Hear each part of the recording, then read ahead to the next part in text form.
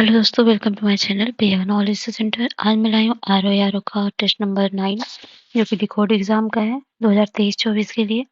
तो इसका मैं बोली थी आपको 50-60 टेस्ट कराएंगे इसका, और बाकी 20-30 टेस्ट तो हो चुका है अदर कोचिंग का। तो सबके प्ले लिस्ट आपको मिल जाएंगे, चाहिए देखिए। साथ ही साथ घटना चक्र कंप्लीट हो चुका है, उसको भी आप देखिए। तो चलिए स्टार्ट करते हैं अपना लेक्चर बिना टाइम वेस्ट किए हुए। तो इकोनॉमी के टेस्ट जो पहला है ये, इसमें हम करेंगे क्वेश्चन। 100 क्वेश्चन है, चलिए करते हैं। तो इंडिया डिवाइडेड किसकी कृति है? मतलब हु राइट्स, मतलब who work is India divided? R R V Rao, Dadabhai Naoroji, बेदन पवाई पवेल एंड राजेंद्र प्रसाद। तो थे राजेंद्र प्रसाद। तो एक्सप्लेनेशन में है, इंडिया डिवाइडेड नामक कृति राजेंद्र प्रसाद की है। इंडिया डिवाइडेड भारत के हिंदू और मुस्लिम वर्गों में विभाजन की एक विस्तृत और आधिकारिक खाता है। पुस्तक हमें भारत में विभाजन के कई कारणों और प्रभावों के बारे में जानकारी देता है। दूसरा क्वेश्चन है, निम्नलिखित में से क्या जमींदारी व्यवस्था से संबंधित नहीं है? पहला, इस व्यवस्था को हार्ट मैकेंजी ने लागू किया था। दूसरा, इस व्यवस्था के प्रभावी क्षेत्र थे बंगाल, बिहार, उड़ीसा। तीसरा, किसान से वसूले गए लगान 9/11 भाग सरकारी कोष में तथा 2/11 भाग जमींदार के पास होगा। तो इसका जो आंसर होगा वो 1-3 सही होगा, दूसरा गलत होगा। चलिए देखते हैं दूसरा गलत क्यों है। तो जमींदारी व्यवस्था जो होता है इसको अन्य उपमा से भी जाना जाता है, जैसे इसका नाम है स्थायी बंदोबस्त, जागीरदारी, मालगुजारी व विस्वेदारी। इसके प्रभावी क्षेत्र हैं बंगाल, बिहार, उड़ीसा। कालांतर में उत्तर प्रदेश, बनारस खंड एवं उत्तरी कर्नाटक में भी इसको लागू किया गया। किसान से वसूले गए लगान 10/11 सरकारी कोष में तथा यह 1/11 भाग जमींदार के पास होते थे। और है तीसरा, रैयतवाड़ी व्यवस्था लागू होने के प्रभावी क्षेत्र कौन से हैं? तो वो था असम।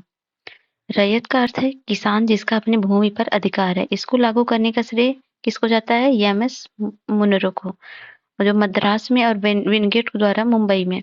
इसके प्रभावी क्षेत्र मद्रास, मुंबई और असम, याद कर लीजिए। चौथा है, भारत में सर्वप्रथम कागज उद्योग की स्थापना कहाँ हुई? तो वो हुई थी श्रीरामपुर में। भारत में सर्वप्रथम कागज उद्योग की स्थापना 1832 में श्रीरामपुर में, मतलब पश्चिम बंगाल में हुई। पांचवा है, भारत में सर्वप्रथम सूती वस्त्र उद्योग की स्थापना किस वर्ष हुई? तो यह हुई 1818 में। भारत में सर्वप्रथम सूती वस्त्र उद्योग की स्थापना 1818 में हुई, कोर्ट ग्लोस्टर में।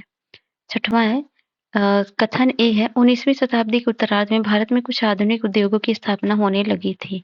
कारण है 19वीं शताब्दी के आरंभिक वर्षों में लोहा और इस्पात उद्योगों का विकास प्रारंभ हुआ था। तो ये जो है ये तो सही है, परंतु आर गलत है कि 19वीं से आरंभिक वर्ष में लोहा और इस्पात उद्योग का प्रारंभ हुआ था। तो 19वीं शताब्दी के उत्तरार्ध में भारत में कुछ आधुनिक उद्योगों की स्थापना होने लगी थी, किंतु उनकी उन्नति बहुत धीमी रही। 20वीं शताब्दी के आरंभिक वर्षों में लोहा और इस्पात उद्योग का विकास प्रारंभ हुआ। सातवां है, टाटा आयरन स्टील कंपनी की स्थापना कब हुई? तो वही हुई थी 1907 में। टाटा आयरन स्टील कंपनी मतलब टिस्को की स्थापना 1907 में हुई थी। पहली जनगणना किस वर्ष हुई थी? तो क्वेश्चन जो है 1872 में। कौन था उस टाइम भारत में ब्रिटिश जनगणना? पहली बार भारत में जनगणना ब्रिटिश ने करवाई थी 1872 में, लॉर्ड मेयो के कार्यकाल में। 1881 में लॉर्ड रिपन के समय प्रत्येक 10 वर्ष के अंतराल पर जनसंख्या क्रमवार आकलन प्रारंभ हुआ। नौवां है, महान विभाजन वर्ष किसे कहा जाता है? तो वो 1921 को। 1921 के पश्चात देश की जनसंख्या में तीव्र गति से वृद्धि प्रारंभ हुई, इसलिए सन 1921 को जनसंख्या के इतिहास में महान विभाजक वर्ष कहा जाता है। 10वां है, आर्थिक समृद्धि के मापक, तो वह है जीडीपी, जीएनपी एवं प्रति व्यक्ति आय। आर्थिक समृद्धि से आशय घरेलू उत्पाद, सकल राष्ट्रीय उत्पाद एवं प्रति व्यक्ति आय में निरंतर होने वाली वृद्धि से है। समृद्धि उत्पादन की वृद्धि से संबंधित है, जिसमें परिणात्मक परिवर्तन होते हैं। श्रम, शक्ति, पूंजी और व्यापार की मात्रा में प्रसार होने के साथ होता है। 11वां, निम्नलिखित में से कौन सा सही है? तो ठीक है, इसमें जो सही है वो दूसरा है, क्रय शक्ति समता विधि जो है विश्व बैंक की है, बाकी सब नहीं है। इसका हम मिलान देख लेते हैं। तो मारिस डी मारिस जीवन की भौतिक गुणवत्ता सूचकांक है, और ये है विश्व बैंक, जिसे विश्व बैंक है, ये है क्रय शक्ति क्षमता विधि के लिए। मानव विकास सूचकांक है, महबूब उल हक और पाल स्ट्रीटन है, ये है मूल आवश्यकता दृष्टिकोण। ठीक है। 12वां है पहला मानव विकास रिपोर्ट यूएनडीपी द्वारा कब जारी किया गया था? तो वो 1990 और 91 के बीच में। मानव विकास सूचकांक आर्थिक विकास की एक व्यक्तिनिष्ठ अवधारणा है जिसका परिणात्मक मापन संभव नहीं है। इसके गुणात्मक मापन का प्रयास संयुक्त राष्ट्र विकास कार्यक्रम द्वारा 1990 में सतत रूप से जारी है, जिसे मानव विकास रिपोर्ट की संज्ञा दी जाती है। 13वां है मानव विकास सूचकांक की अवधारणा का विकास किसने किया था? तो वह किया था महबूब उल हक एवं अमर्त्य सेन ने। तो मानव विकास सूचकांक अवधारणा महबूब उल हक और अमर्त्य सेन द्वारा किया गया था। 14वां है असमानता समयोजित मानव विकास सूचकांक और लिंग असमानता सूचकांक मूल्यों के निर्धारण को सर्वप्रथम किस मानव विकास रिपोर्ट में से शामिल किया गया? तो है एचडीआर 2010, एचडीआर 2015, एचडीआर 2009 या एचडीआर 2014। तो वह है एचडीआर 2010। तो असमानता समायोजित मानव विकास सूचकांक और लिंग असमानता सूचकांक मूल्यों के निर्धारण को सर्वप्रथम एचडीआर 2010 मानव विकास रिपोर्ट में शामिल किया गया। 15वां है मानव विकास सूचकांक के अंतर्गत कौन सा प्रतिमान शामिल है? तो वह है जीवन प्रत्याशा, शिक्षा, आय। मानव विकास सूचकांक के अंतर्गत जीवन प्रत्याशा, शिक्षा, आय और प्रतिमानों को शामिल किया गया है। यह संयुक्त राष्ट्र विकास कार्यक्रम यूएनडीपी द्वारा प्रकाशित किया जाता है। 16वां है पंचवर्षीय योजना का जनक कौन है? तो वो है स्टालिन। जोसेफ स्टालिन को 5 वर्षीय योजना का पिता कहा जाता है, जो यूएसएसआर में 1998 में प्रस्तुत किया गया था। 17वां है सूक्ष्म अर्थशास्त्र क्या है? संपूर्ण अर्थशास्त्र का अध्ययन, व्यक्तिगत स्तर पर अध्ययन, विशेष स्तर पर अध्ययन, या तो ये है study of whole economics. Macro economics अर्थात अर्थशास्त्र की वह शाखा है समग्र रूप से जिसमें समग्र रूप से किसी अर्थव्यवस्था के व्यवहार प्रदर्शन का अध्ययन करते हैं। यह अर्थव्यवस्था में बेरोजगारी, विकास दर, सकल उत्पाद और मुद्रास्फीति जैसे समग्र परिवर्तनों पर केंद्रित होता है।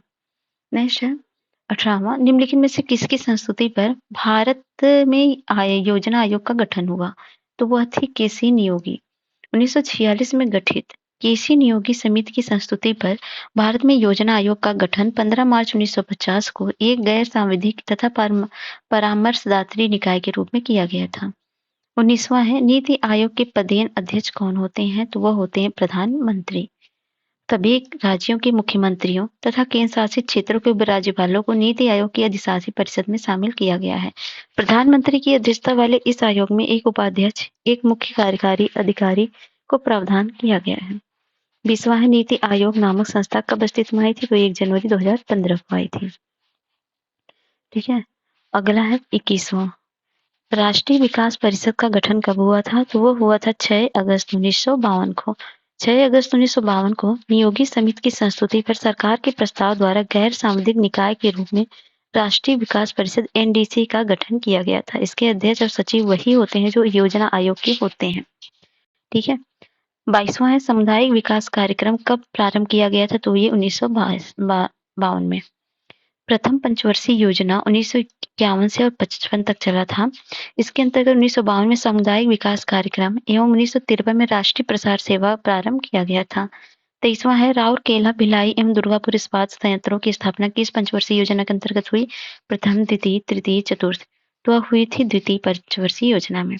राउरकेला उड़ीसा में है, भिलाई छत्तीसगढ़ में और दुर्गापुर पश्चिम बंगाल इस्पात संयंत्रों की स्थापना के साथ इंटीग्रल कोच फैक्ट्री द्वितीय पंचवर्षीय योजना की देन है। 24वां है एफसीआई, भारतीय खाद्य निगम की स्थापना कब हुई? तो ये हुई थी 1965 में। 1965 में भारतीय खाद्य निगम और कृषि कीमत आयोग की स्थापना की गई थी। 25वां है लीड बैंक योजना किस वार्षिक योजना के अंतर्गत शुरू हुई? तो यह तीसरी वार्षिक योजना 1966 से 69 के अंतर्गत 1969 में नारीमन समिति की सिफारिश के आधार पर लीड बैंक योजना की शुरुआत की गई। 26वां है प्रथम आईआईटी का गठन किस पंचवर्षीय योजना के अंतर्गत हुआ था? Second, third, first. तो ये हुआ था फर्स्ट पंचवर्षीय योजना के अंतर्गत। प्रथम भारतीय प्रौद्योगिकी संस्थान आईआईटी 1951 में खड़गपुर में स्थापित किया गया था। अन्य आईआईटी बाद में 1954 और 64 के बीच स्थापित किए गए थे। एसबीआई का राष्ट्रीयकरण कब हुआ था? तो वो हुआ था 2 जून 1956 को।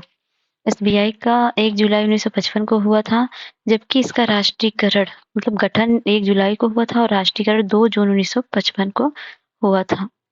ठीक है, 56 को हुआ था और 1 साल पहले मतलब ये 55 में इसका गठन हुआ था। 28वां है, भारत में हरित क्रांति की शुरुआत कब हुई? तो वह हुई थी 1966 से 67 के बीच। 66-67 के दौरान भारत में हरित क्रांति की शुरुआत हुई। हरित क्रांति विकासशील देशों में गेहूं चावल की पैदावार को तेजी से वृद्धि के इस्तेमाल के लिए किया गया। ठीक है, 29वां है, निम्नलिखित में से कौन सा ही है?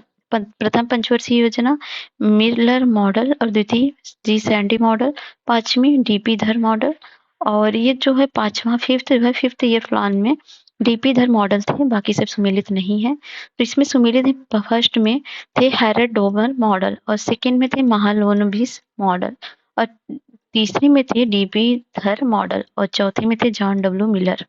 ठीक है, तो यहाँ पर देख सकते हैं आप, यहाँ पर 5वीं में डीपी धर थे, 8वीं में जॉन डब्ल्यू मिलर मॉडल थे। ठीक है, तीसरा है, भारत द्वारा भूमिगत नाभिकीय परीक्षण कब किया गया था? तो ये किया गया था 1974 में।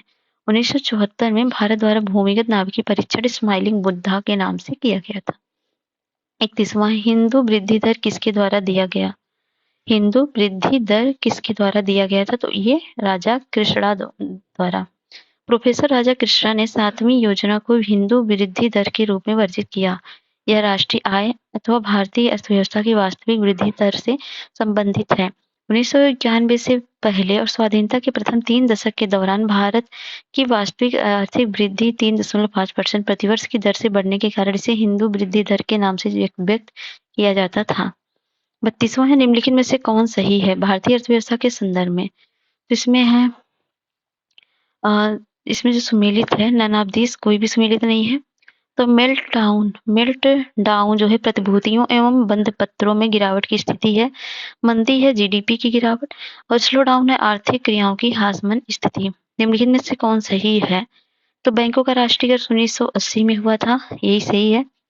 बैंकों का राष्ट्रीयकरण 1980 में 69-80 और नाबार्ड की स्थापना 12 जुलाई 1982 को, एग्जिम बैंक 1982, सिडबी 1990। गरीबी हटाओ का नारा किस पंचवर्षीय योजना का नारा था? ये था 6वीं पंचवर्षीय योजना का नारा था।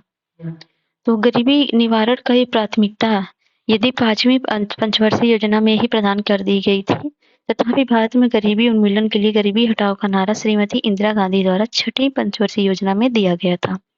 35वां है, भारत में विश्व व्यापार संगठन का सदस्य कब बना? तो बना 1995 को और 1 जनवरी 1995 को भारत विश्व व्यापार संगठन WTO की स्थापना 1 जनवरी 1995 को हुई।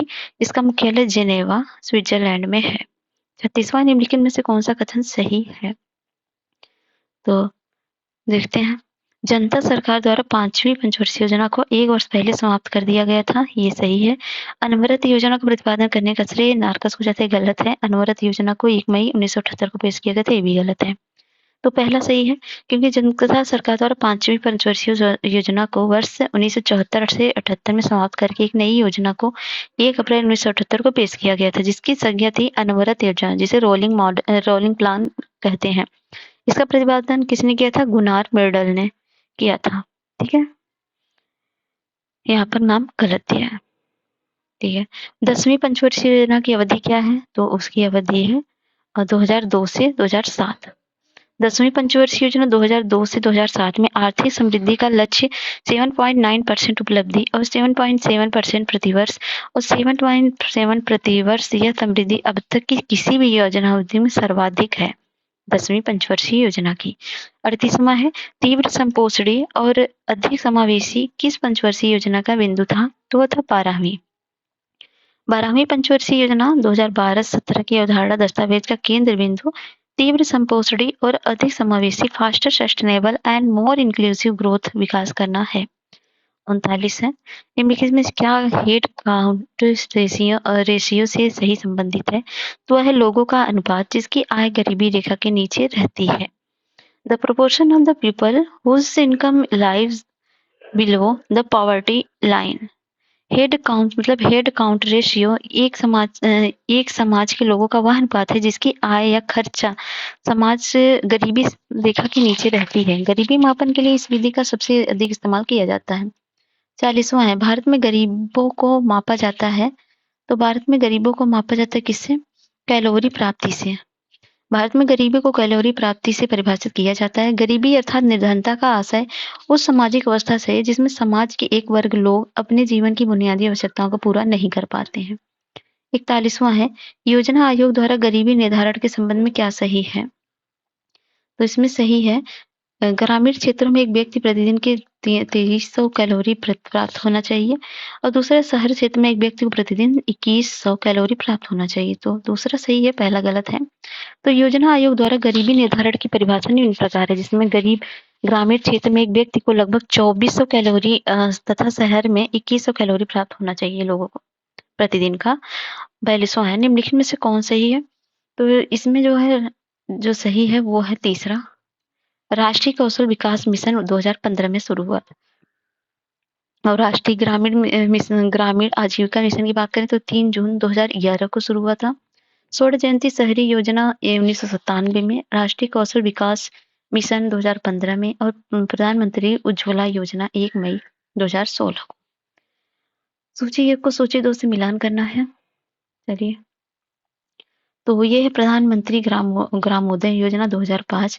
मिड डे मील जो था वो आया था 1995 को, और राष्ट्रीय ग्रामीण स्वास्थ्य मिशन आया था, ये जो आया था, 1 मिनट, हाँ ये 2000 में आया था, और ये जो है ये आया था 2005 में, और अटल पेंशन योजना 2015 में। तो हो जाएगा ऑप्शन डी। चलिए यहाँ देख लीजिए, प्रधानमंत्री ग्रामोदय योजना 2000 में, मिड डे मील 1995 में, फिर राष्ट्रीय ग्रामीण स्वास्थ्य मिशन 2000 मतलब 12 अप्रैल 2005 में, अटल पेंशन है, टेंशन लिख दिया देख रहे हो, 2015 में, 1 जून 2015 को। अगला है IRDP, ट्रिशम, DWCRA, GKY आदि योजनाओं का विलय किस योजना के अंतर्गत किया गया? तो ये किया गया था किसके अंतर्गत? स्वर्ण जयंती ग्राम स्वरोजगार योजना के अंतर्गत विलय कर दिया गया था। 1 अप्रैल 1999 में स्वर्ण जयंती ग्राम स्वरोजगार योजना में IRDP और ट्रिशम एंड DWCRA और स्टीरा और GKY तथा MWS नामक 6 योजनाओं का विलय कर दिया गया। 45वां, हरियाली योजना संबंधित है, तो वर्षा जल हार्वेस्टिंग से या वाटर सेट से? तो दोनों से। और 46वां, प्रधानमंत्री जीवन ज्योति योजना संबंधित क्या सही है?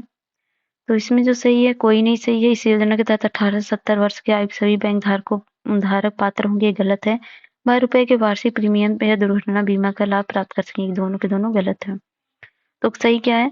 तो प्रधानमंत्री जीवन ज्योति योजना 9 मई 2015 को शुरू की गई थी। इस योजना को पात्र में सभी बैंकों के खाताधारक जो 18 से 50 वर्ष के आयु वर्ग के होंगे। इस योजना के तहत अंशदाताओं को मात्र 330 रुपए वार्षिक प्रीमियम का भुगतान करने पर 2 लाख रुपए का दुर्घटना या सहज मृत्यु पर जीवन बीमा प्राप्त होगा। 47वां है, प्लांट इकोनॉमी फॉर इंडिया नामक पुस्तक किसकी है?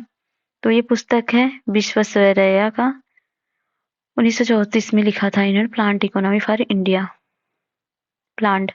एंड सेबी का मुख्यालय कहाँ है? तो सेबी का मुख्यालय मुंबई में है। और नेक्स्ट है 49वां, इसमें कौन सा सही है? तो इसमें S&P कनाडा का है, ये सही है। बाकी सही क्यों नहीं है देख लीजिए यहाँ पे। निक्की जो है ये टोक्यो का है, स्टॉक एक्सचेंज है, शेयर मूल्य। और मिस्बेल है, मिबडेल है, मिबडेल और इटली का। नस्डॉक है, ये USA का। और S&P है कनाडा का। नेक्स्ट है 50वां, बॉम्बे स्टॉक एक्सचेंज की स्थापना हुई थी तो 1875 में। बॉम्बे स्टॉक एक्सचेंज की स्थापना 1875 में स्टॉक एक्सचेंज मुंबई के नाम से किया गया था, जिसे 2002 में बदलकर बॉम्बे स्टॉक एक्सचेंज दिया गया। नेक्स्ट है 51, निम्नलिखित में से कौन राष्ट्रीयकृत बैंक नहीं है? तो वह है कर्नाटक बैंक।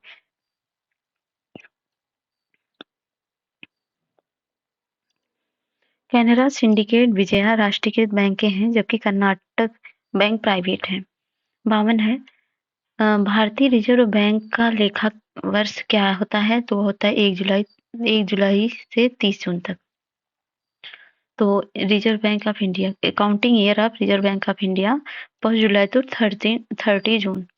भारतीय रिजर्व बैंक का लेखा 1 जुलाई से 30 जून तक, जबकि भारत में वित्तीय वर्ष होता है 1 अप्रैल से 31 मार्च तक होता है। क्षेत्रीय ग्रामीण बैंक की स्थापना कब हुई? तो वो हुई थी 1975 में। प्रथम ग्रामीण बैंक की स्थापना 2 अक्टूबर 1975 को हुई। क्षेत्रीय ग्रामीण बैंक में केंद्र सरकार, राज्य सरकार तथा प्रवर्तक 50, 15 और 35 के अनुपात में पूंजी लगाती है। मतलब केंद्र जो है 50%, राज्य सरकार 15% और प्रवर्तक बैंक 35%। कौन सा सही है? Imperial bank of India. तो इसमें सही जो है भारतीय औद्योगिक पुनर्निर्माण बैंक 1985, मतलब industrial reconstruction bank of India 1985, यही सही है, बाकी सही नहीं है। तो इंपीरियल बैंक ऑफ इंडिया ये 1921 में, और भारतीय साधारण बीमा निगम 1972 में, और भारतीय जीवन बीमा निगम 1956, भारतीय औद्योगिक पुनर्निर्माण बैंक 1985। किसने कृषि आय पर आयकर लगाने की संस्तुति की थी? तो वह की थी चलैया समिति ने। चलैया समिति ने गैर कृषकों की वार्षिक आय पर आयकर लगाने की संस्तुति दी थी। 56 है राष्ट्रीय रोजगार गारंटी योजना का शुभारंभ कब हुआ था? तो 2 फरवरी 2006 को। 57 है राष्ट्रीय बागवानी मिशन कब शुरू हुआ था? तो ये था 2005 को। राष्ट्रीय हॉर्टिकल्चर मिशन एक केंद्र प्रायोजित योजना है। इसे 5 मई 2005 से शुरू किया गया था, जो 10वीं पंचवर्षीय योजना के दौरान प्रारंभ किया गया था। इस योजना का उद्देश्य भारत में बागवानी क्षेत्र का समग्र विकास तथा उत्पादन में वृद्धि करना है। 58 है किसान के लिए किसान क्रेडिट कार्ड योजना कब आई थी? तो ये आई थी 1998 से 99 में। नेक्स्ट है 1960वां कृषि विपणन सहकारिता के शीर्ष संगठन कौन है? तो वह है नफेड। भारतीय राष्ट्रीय कृषि सहकारी विपणन संघ कृषि विपणन की शीर्ष सहकारी संगठन है, जिसकी स्थापना 2 अक्टूबर 1958 में की गई, जिसका प्रमुख कार्य कृषि वस्तुओं का प्रबंधन, वितरण, निर्यात तथा आयात करना है। 60वां खाद्यान्नों के समर्थन मूल्य की सिफारिश कौन करता है? तो वह कृषि लागत एवं मूल्य आयोग। तो 61वां है निम्नलिखित में से कौन सही है? मल्होत्रा समिति बैंकिंग क्षेत्र में खराब लोन हेतु, गोस्वामी समिति बेरोजगारी अनुमान में, दांतेवाला समिति औद्योगिक सुधार में, आबिद हुसैन समिति लघु उद्योग। तो इसमें ये जो D Abid Hussain committee small industry, यही सही है। मल्होत्रा समिति आई थी बीमा सुधार के लिए, गोस्वामी आए थे औद्योगिक के लिए, और दंतेवाला आया था बेरोजगारी के लिए, और आबिद हुसैन समिति लघु उद्योग के लिए थी। 62वां निम्नलिखित में से गलत कौन है? तो गलत मतलब सच्चर समिति कृषि एवं ग्रामीण साख के लिए नहीं थी। ये थी मुस्लिम सच्चर समिति मुस्लिम की सामाजिक, आर्थिक एवं शैक्षिक स्थिति के लिए, और मल्लीगाम समिति बैंकिंग क्षेत्र में खराब लोन हेतु थी। चलैया समिति कर सुधार के लिए थी। नरसिम्हा समिति वित्तीय सुधार के लिए थी। निम्नलिखित में से कौन गलत है? तो इसमें पहला ही गलत है। भारतीय तंबाकू बोर्ड जो हुई थी ये कहाँ पर है? गुंटूर आंध्र प्रदेश में है। बाकी राष्ट्रीय अंगूर प्रसंस्करण पुणे में है, राष्ट्रीय जूट ये कोलकाता में, राष्ट्रीय मत्स्य हैदराबाद में है। ठीक है।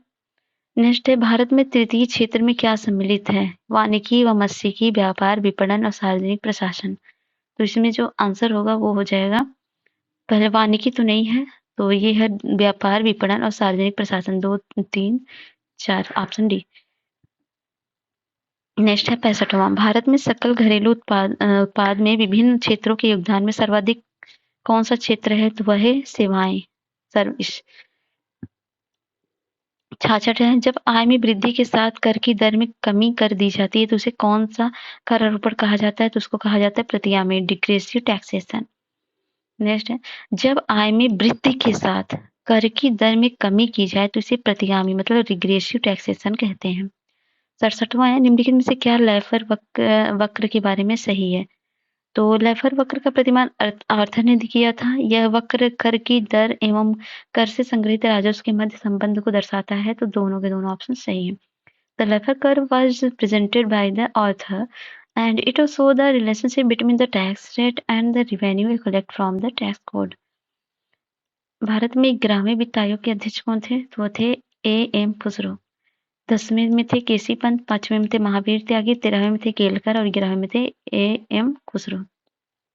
69 है पूरे देश में वस्तु तथा कर सेवा कब लागू हुआ था?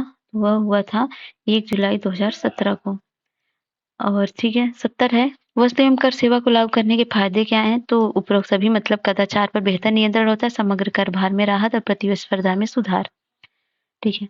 और 71वां है, वार्षिक आर्थिक समीक्षा को तैयार करने का उत्तरदायी किसे सौंपा जाता है? तो ये वित्त मंत्रालय को। नेक्स्ट है 72, किस देश में सर्वप्रथम शून्य आधारित बजट लागू किया जाता था? तो वह यूएसए में। जीरो बेस्ड बजटिंग एक बजटिंग पद्धति है जहां प्रत्येक नई बजट अवधि में सभी खर्चों को उचित और अनुमोदित किया जाना चाहिए। 1970 के दशक में पीटर पाइडहर द्वारा विकसित संगठन की जरूरतों और लागतों का विश्लेषण प्रत्येक अवधि के शुरुआत में शून्य आधार से शुरू किया जाता है। 73 है, भारत सरकार के बजट के कुल घाटे में किस घाटे का सर्वाधिक योगदान होता है? तो वह राजकोषीय घाटे का। तो राजकोषीय घाटा, फिर आगम घाटा, फिर प्राथमिक घाटा होता है। 74 है, कौन सा सही है? तो प्राथमिक घाटा बराबर होता है राजकोषीय घाटा मतलब माइनस ब्याज अदायगी। तो प्राथमिक घाटा क्या होता है? राजकोषीय घाटा माइनस ब्याज अदायगी, और बजटीय घाटा होता है कुल प्राप्तियां माइनस कुल व्यय, और राजस्व होता है राजस्व प्राप्तियां माइनस राजस्व व्यय, और राजकोषीय घाटा होता है बजटीय घाटा प्लस सरकार का ऋण एवं अन्य देयताएं। 75 है, संसद में बजट संबंधित प्रक्रिया के विषय में मांग की राशि को घटाकर 100 रुपए करना को कहा जाता है, इसको सांकेतिक कटौती कहते हैं, टोकन कट मोशन। नीति कटौती क्या होती है? इसमें प्रस्तावक कहता है कि अनुदान का मांग 1 रुपए कर दी जाए, नीति में 1 रुपए, मितव्ययिता कटौती में मांग की राशि कुछ रुपए कर दिया जाए, ये रहता है, और सांकेतिक में 100 रुपए की कमी की जाती है। निम्नलिखित में से कौन सा सही है? तो इसमें जो पहला सही है, सीमा शुल्क अप्रत्यक्ष कर होता है, बाकी कैपिटल गेन से ये आयात या सेंट्रल ये सब गलत है। तो यहाँ पर देख लीजिए, कैपिटल गेन संपत्ति माइनस संपत्ति विक्रय होता है लॉन्ग टर्म के लिए और शॉर्ट टर्म के लिए। लॉन्ग टर्म के 3 वर्ष से अधिक समय के लिए बेचा जाता है, और शॉर्ट टर्म के 3 वर्ष से कम के लिए। कॉर्पोरेट टैक्स होता है टैक्स माइनस प्रत्यक्ष कर माइनस जो कंपनियों के लाभ पर लगाया जाता है। सेंटर एक्साइज ड्यूटी क्या होती है?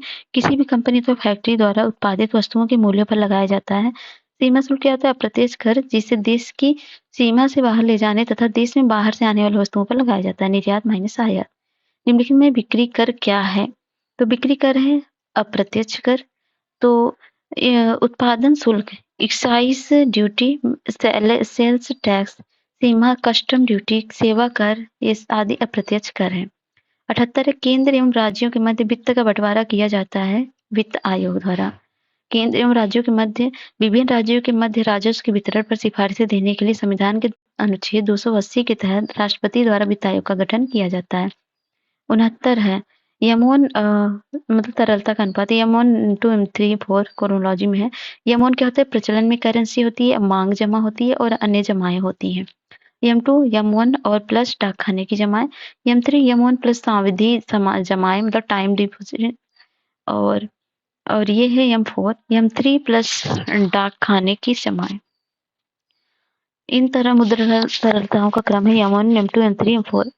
80 है, पंजाब नेशनल बैंक की स्थापना कब हुई? तो ये हुई थी 1894 में। 1894 में प्रथम पूर्ण रूप से भारतीय प्रबंधन वाले बैंक पंजाब नेशनल बैंक की स्थापना की गई थी। 81 है, निम्नलिखित में से आरबीआई के कार्य क्या नहीं है? नोटों का निर्गमन करता है, मात्रात्मक साख नियंत्रण ये भी करता है, गुणात्मक साख नियंत्रण सब करता है, विदेश व्यापार का नियमन नहीं करता है। आरबीआई के अन्य कार्य देख लीजिए, नोट को निर्गमन सरकार के बैंकों में सब है। 82 निम्नलिखित में से क्या साख नियंत्रण के उपाय नहीं है? तो रेपो दर ये है, सीमांत अस्थायी सुविधा कर ये भी है, नगद आरक्षित अनुपात ये नहीं है, बैंक दर है। ठीक है, साख नियंत्रण के उपकरण है repo rate, reverse repo rate, bank दर और सीमांत अस्थायी दर। 83 है, निम्नलिखित में से कौन परिमाणात्मक मात्रात्मक साख नियंत्रण का उपकरण नहीं है? तो वह कौन सा नहीं? नैतिक दबाव एवं सलाह ये नहीं है। शेयरों की खरीद ये है, रेपो एवं SSF ये है, MSF। तो ठीक है, मोरल प्रेशर एंड एडवाइस। परिणात्मक साख नियंत्रण उपकरण है बैंक दर, MSF दर और शेयरों की खरीद बिक्री, और रेपो, रिवर्स रेपो और CRR एंड SLR। 84वां है, कौन सही है इसमें से? रेंगती स्फीति जब स्फीति 2 या 3 अंक की हो, कूदती स्फीति जब स्फीति की दर अंकीय हो, और अधिस्फीति क्या होती है? जब स्फीति की दर बहुत अधिक हो। तो hyper inflation when the rate of the inflation is very high. तो द क्रीपिंग इन्फ्लेशन होता है जब स्फीति की दर अंकीय हो, और गैलोपिंग क्या होती है? जब स्फीति की दर 2 या 3 अंकीय हो, और हाइपर इन्फ्लेशन जब स्फीति की दर बहुत अधिक हो। सेबी अधिनियम पारित कब हुआ था? तो सेबी अधिनियम पारित हुआ था 1992 को। दलाल स्ट्रीट स्थित क्या है? मुंबई में है। बम्बई स्थित है बीएससी। दलाल स्ट्रीट मुंबई में स्थित है। बुल तथा बियर संबंधित हैं। ये है शेयर बाजार से। बुल तिजड़िया और बियर मंदड़िया कहा जाता है। बुल जो व्यक्ति शेयर की कीमत बढ़ाना चाहता है और मंदड़िया जो व्यक्ति शेयर की कीमत गिराना चाहता है। बीएसई ग्रीनमैक्स में कितनी कंपनियां शामिल हैं? 25, 30, 35, 40। तो इसमें कंपनियां हैं 25। ठीक है, नेक्स्ट है इनसाइड ट्रेडिंग संबंधित है। तो ये संबंधित है शेयर व्यापार से। इनसाइड ट्रेडिंग आंतरिक व्यापार शेयर बाजार संबंधित है। इसके अंदर कंपनी के कर्मचारियों या कोई संबंधित व्यक्ति कंपनी की आंतरिक सूचनाओं का उपयोग कर शेयर ट्रेडिंग में अनुचित लाभ प्राप्त करते हैं। 90 है सरकारी प्रतिभूति का बाजार। ये सही है। गिल्ट एंड बाजार में रिवर्स बैंक के माध्यम से सरकारी और असरकारी प्रतिभूतियों का क्रय विक्रय किया जाता है। इन सरकारी और असरकारी प्रतिभूतियों का मूल्य स्थिर रहता है। अन्य प्रतिभूतियों के समान इनमें अस्थिरता नहीं होता है और यही कारण है कि बैंक और अन्य संस्थाएं प्रतिभूतियों के लिए विशेष आकर्षण रखती हैं। 91 है ग्रामीण अवस्थापन विकास कोष को कौन नियंत्रण करता है? तो इसको नियंत्रण करते हैं नाबार्ड। ठीक है, ग्रामीण अवस्थापना विकास कोष का हिसाब राष्ट्रीय बैंक एवं ग्रामीण विकास बैंक नाबार्ड रखता है। नाबार्ड की स्थापना जो है 12 जुलाई 1982 को हुई थी। इसका मुख्यालय मुंबई में है। भारत में अधिकांशतः किस प्रकार की बेरोजगारी पाई जाती है? तो संरचनात्मक। भारत में विकासशील देशों और अन्य विकसित देशों में पाई जाने वाली अधिकांश बेरोजगारी संरचनात्मक है। संरचनात्मक बेरोजगारी के मुख्य कारण व्यक्ति में रोजगार के अनुरूप कौशल का न हो पाना होता है। DWCRA योजना संबंधित है। तो ये है गरीबी रेखा के नीचे रहने वाली महिला सदस्यों को ऊपर उठाना। ठीक है, कपार्ट क्या है? कपार्ट का पूर्ण रूप क्या है? जिसका इंग्लिश में देखते हैं। इसका रूप है council of the advancement of people's action and rural technology. और है 95 निम्नलिखित में को सही क्रम में व्यवस्थित कीजिए।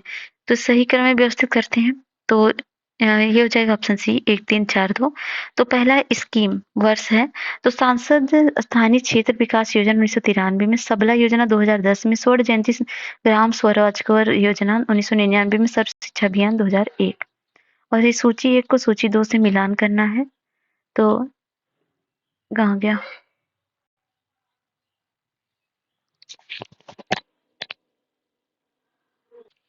तो पूरा जो है पूरा की स्थापना कब हुई थी? पूरा की स्थापना 2003 में हुई थी। बेटी बचाओ बेटी पढ़ाओ ये 2015 को हुई थी। और डिजिटल भारत 2014 में। प्रधानमंत्री ग्रामोदय 2000 में। ऑप्शन हो जाएगा ये, यहाँ पर देख लीजिए। और निम्नलिखित में से किस बेरोजगारी के अंतर्गत सीमांत उत्पादकता शून्य होती है? तो होती है प्रचंड बेरोजगारी में। प्रचंड बेरोजगारी कृषि में होती है, जहाँ पर 1 लोग की जगह पर 5 लोग फालतू का काम करते, मतलब फालतू का नहीं काम करते हैं, लेकिन उनका आउटपुट जो होता है उतना ही होता है जितने 1 लोग करें और जितना 10 लोग करें होगा उतना ही। गिनी गुणांक 1 होने का क्या अर्थ है? इसका अर्थ ये होता है कि राष्ट्रीय आय के पूर्णतया असमान में वितरण से है। राष्ट्रीय आय के पूर्णतया असमान वितरण से है। ठीक है, there is the completely unequal distribution of national income. 99 है किसका कथन है? यदि किसी देश में घटिया और बढ़िया 2 प्रकार की मुद्राएं एक साथ चलन में हो तो घटिया मुद्राएं बढ़िया मुद्राओं को चलन से बाहर कर देंगी। तो ये कथन है ग्रेशम का। तो ये कथन ग्रेशम का है। यदि किसी देश में घटिया तो इन्होंने कहा था, क्यों कहा था? एक फिलिप्स चक्र क्या होता है? ये क्वेश्चन कई बार आता है। ये सब प्रीवियस ईयर के ही क्वेश्चन है। ये है बेरोजगारी की दर एवं मुद्रास्फीति के बीच संबंध को, कि बेरोजगारी और मुद्रा, ये फिलिप्स कर्व का ये है डेफिनेशन। ठीक है, अब खत्म हो गया। दूसरा टेस्ट हम करेंगे नेक्स्ट वीडियो में। अगर वीडियो पसंद आता है तो लाइक शेयर सब्सक्राइब करें। मिलते हैं नेक्स्ट वीडियो में, तब तक के लिए जय हिंद, जय भारत।